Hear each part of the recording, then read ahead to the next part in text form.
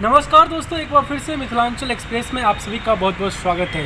लगातार मिथिलांचल एक्सप्रेस आप तक खबर पहुंचाती है दरभंगा और दरभंगा एयरपोर्ट से जुड़ी हुई तमाम खबर। एक बार फिर से मैं लेके आया हूं दरभंगा एयरपोर्ट से खबर। आपको पता है कि दरभंगा एयरपोर्ट की जब से शुरुआत हुई है तब से दरभंगा ही नहीं बल्कि आसपास की जो ज़िला है वह भी इसका बखूबी फ़ायदा उठा रहे हैं और दूर शहरों से, चाहे बेंगलोर हो, दिल्ली हो, मुंबई हो, वहाँ से यात्री आ रहे हैं। आपको बता दें दरभंगा एयरपोर्ट को एक और उपलब्धि मिलने वाली है।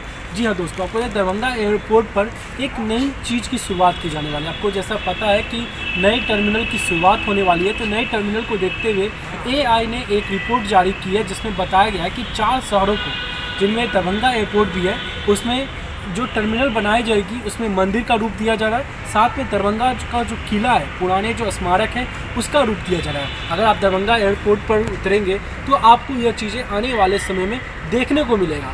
तो अगर आप दरभंगा वासी हैं, अगर आसपास के भी जो मधुबनी वाले हो गए, पटना वाले हो गए या मुजफ्फरपुर वाले हैं, जब भी वो दरभंगा एयरपोर्ट पर उतरेंगे तो उन्हें इन सारी चीज़ों को देख के काफ़ी अच्छा लगेगा। इस तरह से पहले ही बता दें कि मखाना को लेकर भी कहा गया था कि मखाना का जो स्टॉल है दरभंगा एयरपोर्ट पर लगेगा, ताकि जो दूर के लोग हैं मखाना काफ़ी पसंद करते हैं, दरभंगा एयरपोर्ट से उन्हें अच्छे तरीके से जुड़ सकते हैं ताकि वह मखाना का भी लुत्फ़ उठा सके। आपको बता दें दरभंगा एयरपोर्ट से लगातार उड़ानों की संख्या भी बढ़ रही है और यात्रियों की संख्या भी बढ़ रही है। अन्य जिन एयरपोर्ट को साथ में शुरू किया गया था उनमें से दरभंगा एयरपोर्ट काफ़ी आगे चल रहा है। तो आपको कैसा लगता है दरभंगा एयरपोर्ट से सफ़र करना? आप अपने विचार हमारे साथ जरूर शेयर करें और साथ में हमारे चैनल को सब्सक्राइब कर लें ताकि आपको आने वाले समय में हम और भी वीडियो प्रोवाइड करा दें।